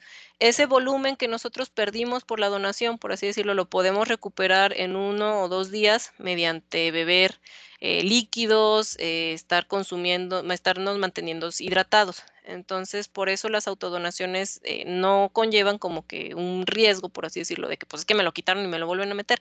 Es solo para que tengamos digamos, ese backup, esa protección en caso de que hubiera alguna hemorragia, de que tuviéramos pérdida de lo que son los eritrocitos y necesitáramos más eritrocitos de manera urgente. Obviamente esos eritrocitos los vamos a poder recuperar de forma natural en 1 o 2 semanas. Pero pues si en un momento de urgencia, en alguna operación, empieza a haber esa pérdida, pues ya tienen ahí, no sé, son como 200 mililitros más o menos el volumen del paquete globular que tienen para ponernos, ¿sí? Ok, muchas gracias. De nada. No es muy común que les pidan eso de la autodonación, pero sí llega a suceder. Esto es otra vez referente a lo que viene siendo el grupo ABO, que eso ya lo estuvimos hablando. Esto también. Hay otro tipo de grupo o de sistema, que es el sistema de Lewis, que a veces se llega a estudiar, ¿sí? Los anticuerpos del grupo de Lewis resultan clínicamente insignificantes, ¿sí? Pero a veces los llegan a estudiar, porque sí se ha visto que existen personas o que sí hay gran incidencia, por así decirlo. Los antígenos del sistema de Lewis proceden, del plasma y se absorben a los hematíes. Vamos a hablar un poquito de estos anticuerpos anti-Lewis. Pueden aglutinar los hematíes, por eso son importantes los glóbulos rojos, y activar la cascada del complemento de manera in vitro, pero in vivo tienen escasa importancia por 2 razones. Los antígenos son solubles, esos son los antígenos Lewis A y Lewis B, presentes en el plasma del donante, neutralizan los anticuerpos del receptor. Los antígenos Lewis son rápidamente desplazados de los hematíes del donante, que se transforman y adquieren un fenotipo de Lewis igual al del receptor. Este tipo de fenotipos, cuando ustedes llegan a estar en un banco de sangre, no los van a determinar, pero sí se hace mención de ellos en lo que viene siendo la medicina transfusional. Los pacientes que presentan algún anticuerpo anti-Lewis que reacciona a temperatura superior a los 30 grados o produce hemólisis in vitro, deben de recibir sangres compatibles, asegurándose de ello mediante una prueba cruzada. Aquí empezamos a hablar o tenemos otro concepto que se llama anticuerpos calientes. Son aquellos que van a presentar la reacción a temperatura de 30 grados centígrados, ¿sí? Esto es sobre el RH, eso ya lo platicamos. Aquí viene también lo que viene siendo la eritroblastosis fetal. Es importante considerar que el antígeno D es altamente inmunogénico y que 80% de los individuos que carecen de podrían formar anti-D una vez expuestos a una transfusión, o bien hasta en un 15% a través del embarazo, ¿sí? Existen pruebas pretransfusionales necesarias que determinan la compatibilidad serológica de la sangre del donante y del receptor. Dentro de ellas vamos a tener 2, hay que separarlas, ¿sí? Tenemos las pruebas de compatibilidad y las pruebas cruzadas. Son diferentes. Sirven para lo mismo, para ver si se puede o no se puede poner un componente en un receptor, pero el material, por así decirlo, con el que estamos trabajando es diferente. En el caso de las pruebas de compatibilidad, son pruebas analíticas de laboratorio que funcionan para detectar anticuerpos en el receptor contra antígenos de las células que se transfundirán o trasplantarán. En general, las pruebas de compatibilidad se utilizan para la transfusión de tejidos, de órganos, etcétera, ¿sí? También la podemos utilizar hablando en lo que viene siendo sangre o productos hematológicos, pero nos vamos a referir sobre todo a trasplantes. En el caso de la transfusión sanguínea, vamos a hablar más sobre pruebas cruzadas. Determinan los anticuerpos presentes en el suero del receptor frente a los antígenos tanto ABO como el resto de los antígenos eritrocitarios. Estas pruebas se dividen en dos grandes grupos, la prueba mayor y la prueba menor. Ambas pruebas deben de realizarse en medio salino y en un medio rico en proteínas. Esto se debe a que algunos anticuerpos responsables de incompatibilidad reaccionan mejor en un medio salino o en algún medio rico en proteínas que otros. Entonces, a grandes rasgos vamos a tener, tenemos estos dos grupos. En la prueba mayor vamos a tener a los eritrocitos del donante que se enfrentan contra el suero del receptor, a grandes rasgos hablando. Y en la prueba menor vamos a tener los glóbulos rojos del receptor contra el suero del donante, ¿sí? Este tipo de prueba se va a llevar a cabo a 37 grados centígrados generalmente. Y ya después de que se hace este enfrentamiento, pues se procede a la lectura e interpretación. Vamos a hablar un poquito de la prueba mayor. De importancia para la transfusión, es la que más se emplea o es la que tiene mayor relevancia. En banco de sangre se realizan las dos, obviamente. Consiste en unir suero del receptor con glóbulos rojos del donador. Ello determinará si existe compatibilidad ABO entre receptor y donador, además de identificar la presencia de anticuerpos en el suero del receptor que puedan producir hemólisis o aglutinación de eritrocitos transfundidos, ¿sí? La prueba menor, en esta prueba, el suero del donador se une con eritrocitos del receptor. Es menos significativa, ya que en caso de que se determine la existencia de anticuerpos en el plasma del donador que reaccionen con los glóbulos rojos del receptor, estos mismos anticuerpos se van a diluir en el volumen sanguíneo circulante del receptor sin que tengan la oportunidad de actuar. ¿Sí se entiende la diferencia?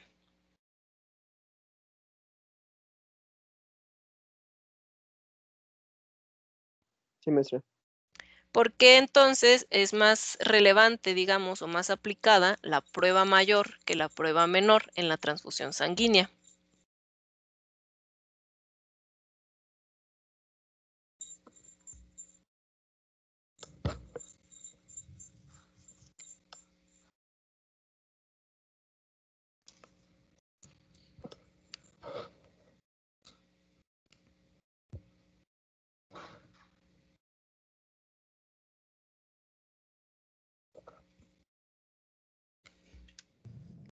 Maestra, ¿puede repetir la pregunta, por favor? Sí, claro. ¿Por qué entonces? Ya vimos las diferencias de una prueba mayor a una prueba menor. ¿Por qué entonces en los procedimientos de transfusión sanguínea se le da mayor importancia al resultado de la prueba mayor que al de la prueba menor?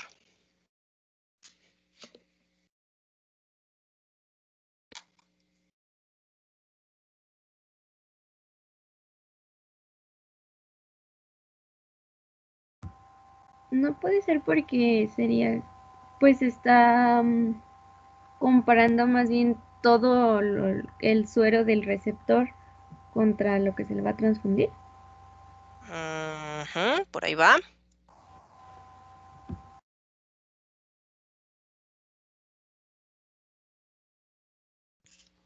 Digámoslo de una manera más sencilla, es porque de nada me sirve a mí saber si tiene alguna reacción los eritrocitos del receptor con lo que viene siendo el suero del paciente, bueno, del donador, porque pues ese volumen se va a diluir, ¿sí? Van a perder efectividad. A diferencia de lo que sucedería si yo le pongo eritrocitos que le generen ahí una reacción que lo pueda conducir hasta la muerte al paciente, ¿sí? Sobre todo es por eso, porque cuando nosotros estamos determinando en la prueba mayor es para saber si esos eritrocitos van a generar algún tipo de reacción en el paciente. En el caso de la prueba menor, lo que estamos probando son los anticuerpos, es el suero. Ese se va a diluir y va a perder, digamos, la importancia un poco. Para la interpretación tenemos que las pruebas son compatibles cuando no se observa hemólisis ni aglutinación, ¿sí? De lo contrario, la aglutinación indica que algún anticuerpo del suero del donador se unió con los glóbulos rojos del receptor y por ello la prueba es incompatible o viceversa, ¿sí? Cuando hay una aglutinación quiere decir que hay algún anticuerpo ahí capaz de reaccionar. ¿Qué grupo puede recibir y donar? ¿Sí? ¿Cuáles son las alternativas de transfusión del concentrado eritrocitario en orden de preferencia? Teniendo en consideración lo que viene siendo únicamente grupo ABO, tenemos para el primer caso, en la primera tabla, tenemos grupo receptor, va a ser del grupo O. Concentrado eritrocitario, digamos que podemos ponerle solo del grupo O, ¿sí? Grupo del receptor, grupo AB, podemos ponerle A u O. Grupo B podemos ponerle B u O. Grupo AB podemos ponerle AB o B o A, ¿sí? Esto dependiendo únicamente de lo que es el grupo ABO, ¿sí? Si lo vemos allá abajito, tenemos que el grupo sanguíneo O le puede donar a O, A, B y A, pero solo puede recibir del grupo O. El grupo sanguíneo A solo puede donarle al A y a la B y solo puede recibir del A y el O. El grupo B puede donar a B y a B, solo puede recibir del B y del O. Y el grupo AB puede donar únicamente al grupo AB, pero puede recibir de AB, A, B y O. Entonces, teniendo en consideración únicamente el grupo ABO, ¿quién sería el donador universal y quién sería el receptor universal? ¿Cuál puede recibir de todos y cuál le puede donar a todos? O le dona a todos y AB recibe de todos. Ajá, así es. Entonces, aquí, pero se puede, digamos, voltear, ¿no? El donador universal va a ser el grupo O y el receptor universal va a ser el grupo AB. Pero bueno, eso implica que tiene sus limitaciones, porque el grupo O solo puede recibir del O y el grupo AB solo puede recibir del AB. En el caso de México, pues los que somos del grupo O no tenemos tanto problema, por así decirlo, porque la mayoría es del grupo O. Entonces no hay la dificultad para encontrar otro de nuestro mismo grupo, pero las personas del grupo AB, pues ahí sí se las pueden ver un poquito más difíciles, ¿sí? Para en el caso de que solo le pueden donar o solo pueden recibir, donarle a lo que viene siendo ese grupo. También vamos a tener en consideración el factor RH. Los que son RH positivos le pueden donar únicamente a los RH positivos y pueden recibir de lo que viene siendo un positivo o un negativo. En el caso de los RH negativos, pueden donarle a los dos, a cualquier tipo de sangre, pero solo pueden recibir de los que son negativos. Hay unas tablitas, creo que al final de la presentación viene, ya más explicado de quién puede recibir y quién no puede recibir sangre, teniendo en consideración el grupo ABO y el grupo RH. Antes de efectuar una prueba cruzada es necesario conocer los datos clínicos del receptor y del donador. Vamos a meterle un poquito de prisa para no llevarme las 2 horas. Primero vamos a tener 2 escenarios, una en la que el paciente nunca ha sido transfundido o que no haya retenido ningún tipo de embarazo. En este caso la prueba es más sencilla, digamos.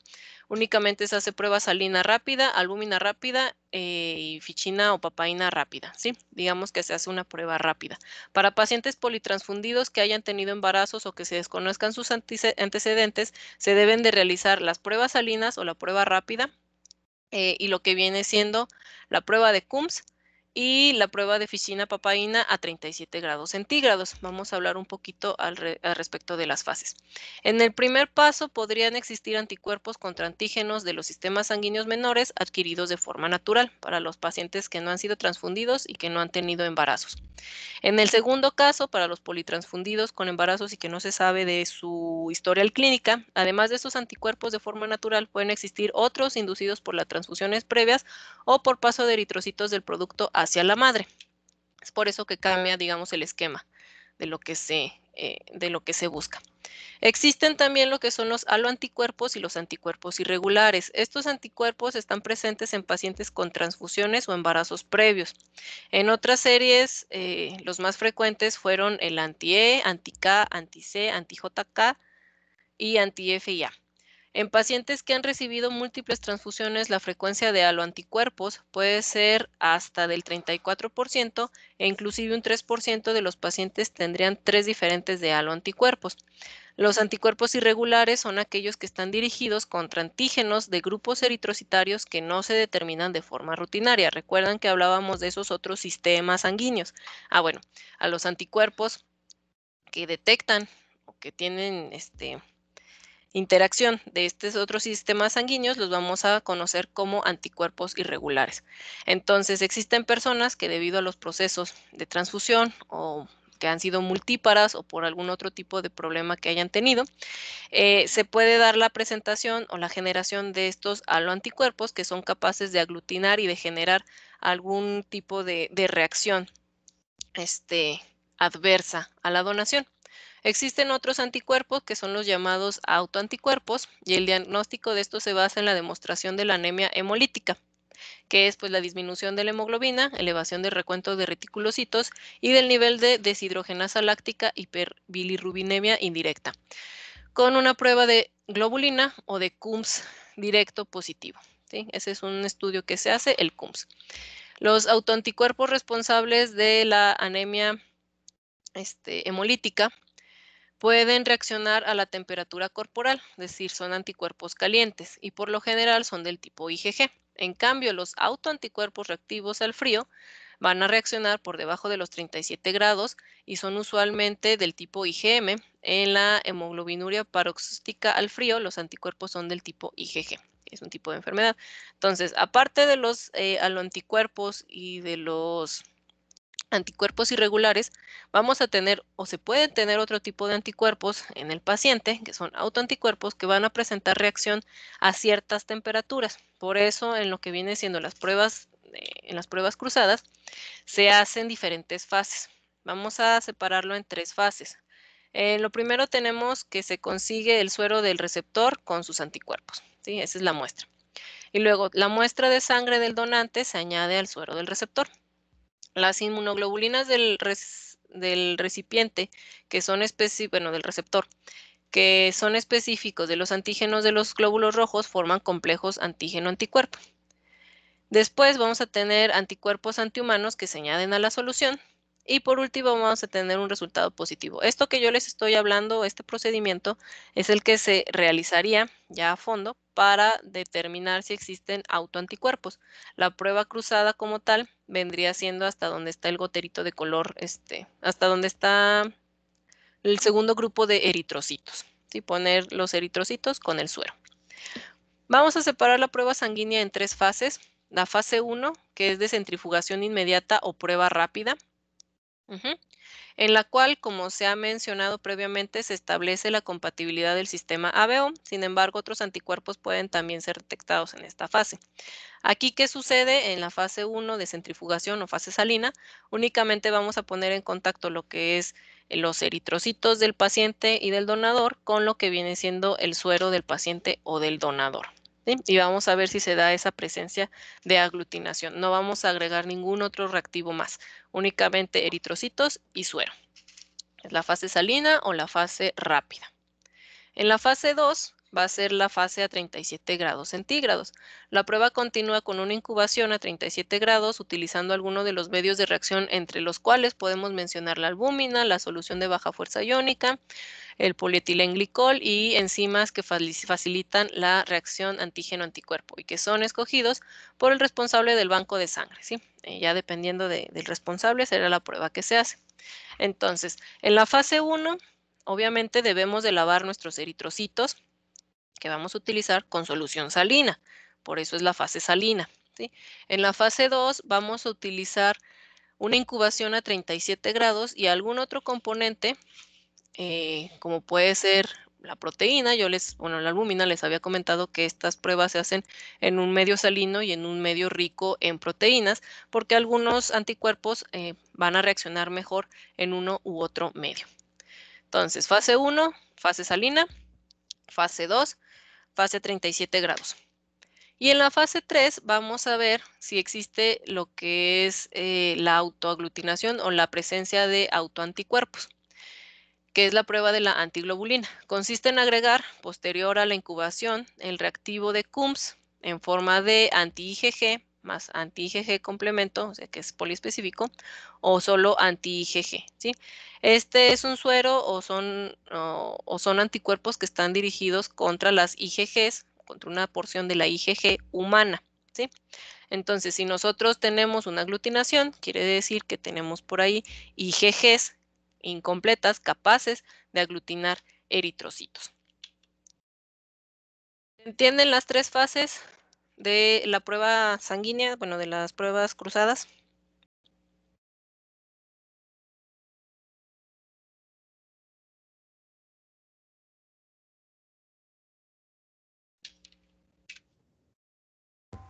Creo que sí. ¿Creen que sí? Digo, como tal, esto es, bien, bueno, viene en el título, digamos, de su protocolo, pero pues bueno, es solo para que ustedes sepan cómo se hacen estas pruebas. El fundamento de por qué es compatible o no es compatible, ustedes o nosotros ya lo revisamos.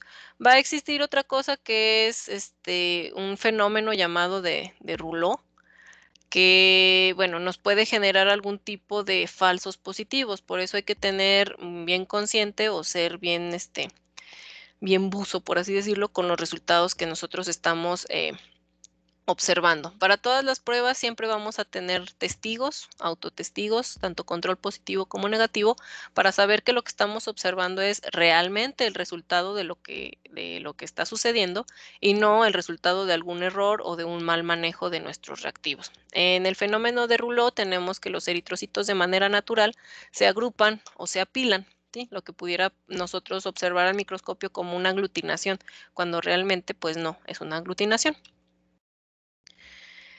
La interpretación clínica de los resultados obtenidos de un resultado de incompatibilidad en la prueba cruzada mayor puede indicar fundamentalmente dos cosas. Primero, un error en el tiraje de la sangre del donante del receptor, es decir, que el grupo sanguíneo con el cual estaba tipificado alguno de esas dos personas estaba mal, ¿sí? O la otra, que existe la presencia de anticuerpos irregulares en el suero del receptor.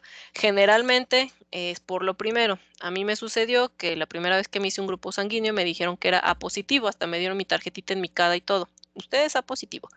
Y yo crecí creyendo que era A positivo hasta que llegué a la universidad, me hicieron el grupo sanguíneo en este laboratorio, digo, en esta materia, y resulté ser O positivo. Por algún tiempo yo creí que era adoptada, pero realmente lo que sucedió es que había habido, o hubo más bien, un error en el tiraje de mi sangre en el laboratorio, ¿sí? No sé si a alguno de ustedes les ha llegado a suceder eso, de que les dijeron que eran un grupo sanguíneo y después les dijeron que eran otro. Si les ha pasado, pues no se preocupen, vuélvanse a hacer la prueba y ya podrán estar, digamos, conscientes o ya conformes con el grupo sanguíneo del cual pertenecen. Entonces, hasta aquí sería lo que veremos nosotros como tal de esta práctica. Yo sé que fue bastante extensa, es mucha información, pero los fundamentos o la parte, digamos, que le da sentido a todo esto es muy precisa, por así decirlo. Si tenemos anticuerpos contra algo, va a aglutinar. Si aglutina, no puedo transfundir, ¿sí? Tenemos anticuerpos de manera natural, tenemos anticuerpos que se generan debido al contacto, ¿sí? En lo que viene siendo el sistema ABO y el sistema RH. ¿Por qué se estudia el sistema ABO y el RH únicamente como principales? Bueno, no únicamente, sino como principales para las transfusiones, porque son los más inmunogénicos, son los que generan mayor problemática cuando hay un tipo de incompatibilidad, ¿sí? No es porque los demás no sean importantes, sino porque estos son los más inmunogénicos y que se tiene más conocimiento de ellos en toda la población. Hasta aquí, chicos, ¿tienen alguna duda?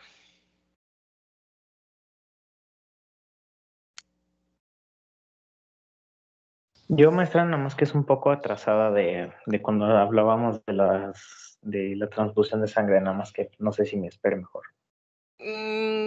Si quieren les doy nada más los últimos anuncios y ya después platicamos de eso. Bueno, nada más para recordarles, en este caso, para esta práctica, hay una actividad de foro en lo que viene siendo el aula virtual. Ahí viene, dice, casos clínicos, importancia de la tipificación. Recuerden que ya me sacó porque estuve mucho tiempo ahí. Recuerden que estas actividades, de hecho hay unos que ya participaron, miren los que qué buenos estudiantes ustedes, recuerden que son individuales, ¿sí? Que les cuentan para lo que es su evaluación. Entonces, son 3 preguntas o 3 incisos sencillos. Ya saben, la dinámica es la misma que en otras. Es hacer su aportación y comentar en la aportación de otros de sus 2 compañeros, ¿sí? Y tienen, pues, hasta la semana que viene para la entrega o para el cumplimiento de este foro, aparte de la entrega de lo que viene siendo su, su, ¿cómo se llama? Su reporte. ¿Qué me van a reportar en esta práctica? Les voy a dejar el video de cómo se realizan tanto la determinación de grupo sanguíneo como la prueba mayor de compatibilidad, bueno, la prueba cruzada mayor, para que lo revisen. Lo único que me van a reportar ustedes en sus resultados es un ejercicio que les voy a dejar ahí, que es determinación del grupo ABO y unas cuantas preguntitas muy sencillas de lo que viene siendo la compatibilidad sanguínea. Es un archivo PDF, si mal no recuerdo, se los voy a poner en el aula virtual para que ustedes tengan acceso a él. Es importante que revisen los 2 videos, ya saben la dinámica, lo ven, le ponen revisado para que cuente como parte de sus participaciones. ¿Sí, Pim? ¿Alguna duda que tengan? Ya nos faltan 7 minutitos para que se termine la clase. El día de hoy estuvo más extensa. Perdón, pero lo que es banco de sangre me emociona bastante en el área de la inmuno. ¿Alguien, aparte de su compañero que comentaba que tiene una duda extensa, tiene alguna otra duda? Yo, maestra. Tienen muchas dudas. Bueno, vamos a comenzar con Aldo, si mal no recuerdo, quien me comentó que tenía la duda. Y si se tienen que desconectar, pues se pueden ir desconectando. Si quieren quedarse a resolver dudas, pues aquí nos quedamos resolviendo dudas. A ver, Aldo, coménteme, ¿cuál era su duda o cuál es su duda más bien? Sí, maestra. Sí, lo que pasa es que, o sea, de hecho no es tanto en sí como tal de los temas en específico, sino que lo que pasa es que una vez yo fui a donar sangre y porque mi mamá ocupaba y, o sea, yo cumplía con todo el cuestionario largo que nos hacen y solamente que tenía yo una herida en mi, ¿cómo se llama? En mi dedo, en la mano. Y me dijeron que no, que por eso no podía. Y yo así de, o sea, no, bueno, uno trata de entender y yo dije, bueno, ya no la quise complicar, pero pues no era una herida ni profunda ni nada. Entonces cuando yo dije, no, pero ¿por qué? O sea, y volví a ir, le dije, a ver, señorita, explíqueme. Y me dijo, no, es que porque luego tus glóbulos rojos van a estar bajos y no sé qué. Y a mí lo que pues se me hizo raro es que dije, bueno, o sea, sí puede ser, pero quizás nada más en esa área. Bueno, al menos fue lo que yo pensé. Pero, o sea, sí me pueden negar el donar sangre nomás por tener una herida que ni siquiera era profunda y era muy chica. Bueno, aquí aparte de esas complicaciones que hablamos de los cuestionarios, viene la idiosincrasia o las ideas que tengan los que nos hacen esos cuestionarios o los que nos revisan. Hay gente que tiene o que cumple con todas las condiciones para donar y luego el químico le ve las venas y dice, no, voy a batallar para tomarle sangre, recházalo. Puede pasar. Entonces, posiblemente si digamos, la herida que tenía, no sé qué tipo de herida sea, la persona consideró que era una herida muy extensa, que tuvo una pérdida de volumen grave. Recordemos que no es solo en esa zona, la pérdida de volumen es generalizado, de volumen sanguíneo. Pudiera decir, bueno, si le sacamos la muestra de sangre, los 500 mililitros de sangre, posiblemente le generemos una anemia. Entonces, de nada me va a servir que yo tenga la unidad sanguínea y genere otro paciente. Ese es un razonamiento que pudiéramos decir, justificando el por qué el médico lo regresó. La otra, es porque pues simplemente dijo, no quiero tomarle la muestra y pues así sucedió, desgraciadamente. Chale. Sí. No, sí, no, yo entiendo, pero no, lo que pasa es que yo mismo le dije, es una herida, o sea, no, ¿cómo se llama? Pues no, nada profunda ni nada, o sea, era una cortadita chiquita, o sea, que literalmente me corté por un descuido. Entonces yo le dije, oye, pero Se cortó.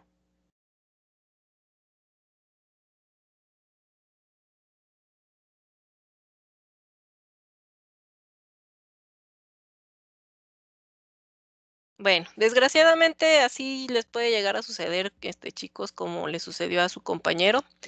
de que los rechacen por motivos que uno dice, pues es que no tiene sentido, ¿verdad? Y desgraciadamente, pues no nos podemos poner ahí con los químicos o con la persona que nos está recibiendo como a justificar el por qué sí somos aptos para la donación. Si no nos quieren tomar la muestra, no lo van a hacer. Sí, perdón, se me fue el internet cuando le estaba terminando de decir, pero sí le entiendo. Bueno, ¿alguien más tenía duda?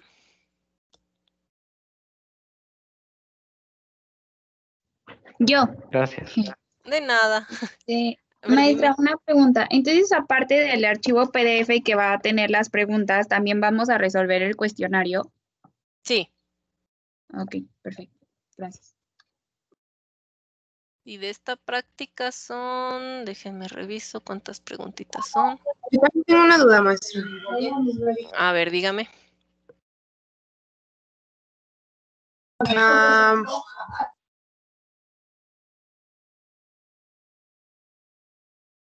Ay, no se escucha. Son